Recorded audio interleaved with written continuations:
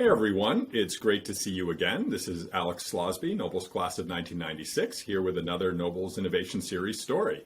This time I'm very excited to have Lindsey Gray, Noble's class of 2001, join me. Hey Lindsey. Hey Alex. Good to have you, Lindsey. Lindsey's presently a partner with Two Sigma Ventures, an early stage venture capital firm in New York City that invests in companies leveraging data science and advanced computing. I'm really excited to share Lindsey's story with you today. Like many of us, she didn't have a grand career plan after graduating from Nobles.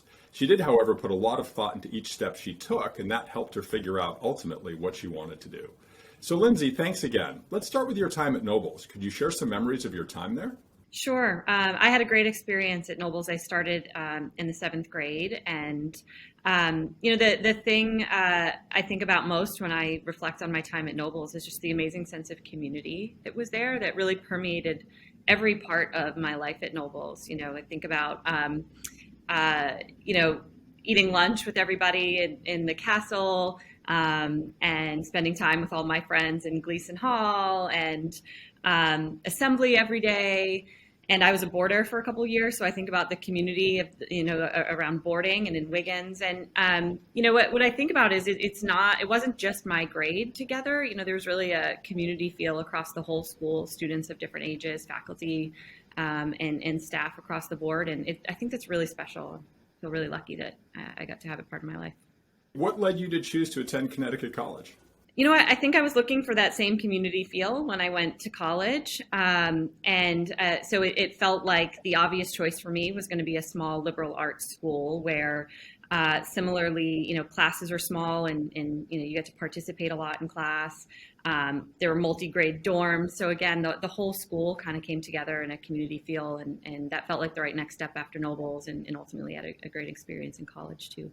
So you graduated from college and then spent some time with Cannondale Associates. Could you share a bit more about that experience and then your path to business school? Sure. Well, I had a really great liberal arts education at Conn and really enjoyed it. When I was leaving my undergrad, I felt like I needed to take a job that would give me a bit more of a quantitative boot camp, if you will, maybe a little more STEM than I got in undergrad. And so I took a job at Cannondale where I was doing a lot of statistics and data analysis, and ultimately learned how to code a bit and build a business around, building a software platform. And I feel like it really did achieve what I was hoping it would, which is it rounded out the academic background I'd had in college and prepared me for a career in business, that I was hoping I'd be able to pursue.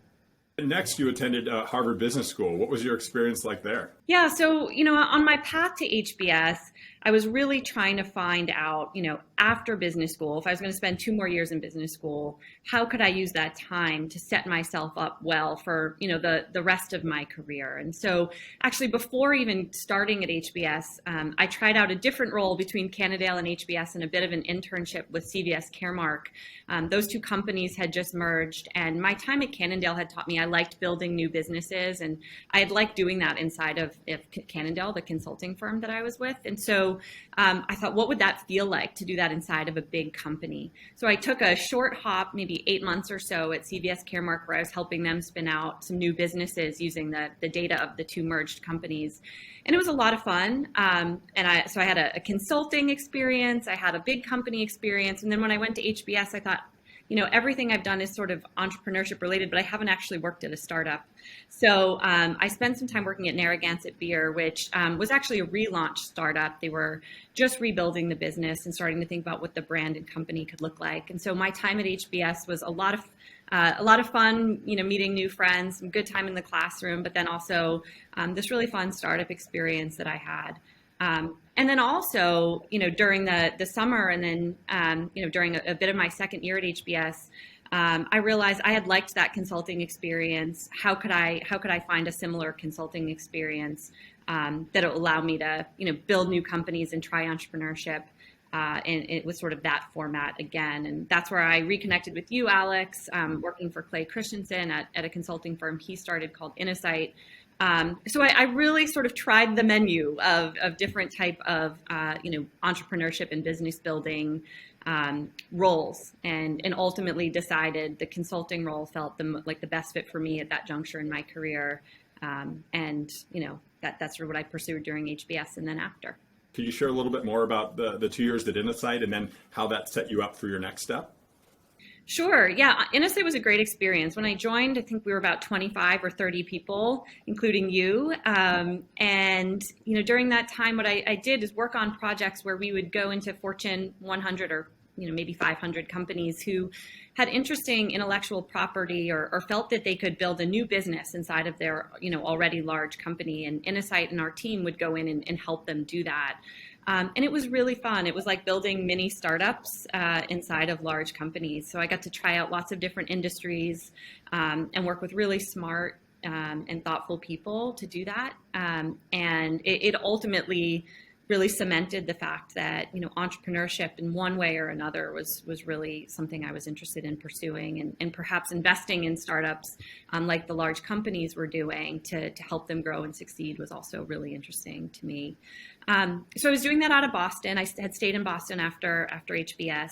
But, it's not all job related things. Life happens too. And what happened in that 2-year period is my now husband had moved to New York, and, I didn't like doing long distance with him. We did it for almost 2 years, and that was long enough. So I moved to New York a couple years into my time at Innosight, and was working remotely for Innosight, but really felt like I needed to do something to help me connect to the startup community in New York and in the neighborhood that I was living in. And so while working for Innosight, I started volunteering in my nights and weekends to help NYU students and faculty start startups and help them think about business building. And that was a really great kind of volunteer experience that ultimately, led me to my next full-time role.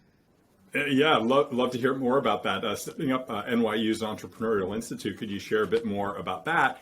And then how it led you to where you are now at 2 Sigma? Yeah, so as I said, there were students and faculty around the university that were looking to start startups. This is now in 2012, just to orient everyone on time. And New York City was really starting to boom as a startup ecosystem and a venture capital ecosystem at that time. And the university had set up a venture fund to invest in those startups to help their faculty and their students get their startups off the ground. And while they had that pool of capital, what the university didn't really have in a big and meaningful way at that time were resources to help beyond money. What does it take to build a business plan? How do you think about hiring a team? How do you think about your first customers? And so the Institute was set up to sit alongside of that venture fund to really provide that mentorship and those resources. And so since I had been kind of hanging around the hoop as a mentor, I'd gotten to know the community there really well. And so they asked me to join full time to help stand up this institute. I thought I might do it for a year or two to kind of help get it off the ground. 4 years later, I was still there. We built a team of 12 people. I was teaching entrepreneurship at the university's engineering school, had created a mentorship program. I was running an accelerator program, and we were still starting to see really good investing opportunities out of the venture fund. And so it was a really amazing 4 years where I feel like we really put NYU on the map as being a place you could go to build a successful startup. And I had a lot of fun doing it. That's great. And now 2 Sigma, do you want to share a minute or two more about what you're doing today? Yeah, sure. So during that time at NYU, I really got to know the venture capital ecosystem in New York really well. Those folks met the mentors in my mentorship program and my visitors to my class when I was teaching entrepreneurship. And so I got to know a lot of what was happening in the VC ecosystem. And so, as I said, 4 years in, NYU was kind of on its path. And I got a call from the folks at 2 Sigma Ventures, which, as you said, is an early stage venture capital fund here in New York.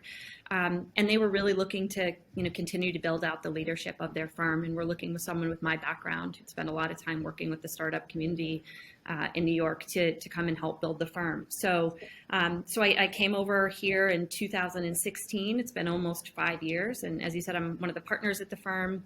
We've invested now in almost 100 companies. We, our assets under management are over $1 billion now, and we're kind of on a path to building a larger venture capital firm in New York. And we invest now in companies all over the world. So this job has taken me outside of the New York City startup ecosystem, and I'm having a lot of fun here too. So finally, it'd be great if you could share any advice and guidance that you might have for current students or fellow alums who are thinking about pursuing innovation or entrepreneurship roles or activities. Yeah, as I described my path, I tried lots of different things, and I definitely think trying different types of experiences, especially early in your career, is a helpful thing to do. But I'll say I think the most important thing I've done in my career is I've surrounded myself with colleagues and people that share my ambitions and share my passions and share my values. And I've never regretted hitching my wagon to those types of people and those types of communities. And so I think that's my best advice is you'll never know exactly where a job is going to take you, but if you're doing it with people that you have a lot in common with and that you aspire to be like and to work with, then that's usually a good choice. And you and I were joking, Alex, before this that that's true and has been true in my personal life too, and that's impacted what I've been able to do in my professional life. I have 3 little kids, 3 girls under 6, and a husband who's a really great partner and supports me, in this career path. And so hitching my wagon to his and my family's has helped too. So I think that's the best thing you can do. Lindsey, that's great. Thanks so much for joining, and thanks so much to all of you for watching. Stay tuned for another Noble's Innovation Series story soon. Take care.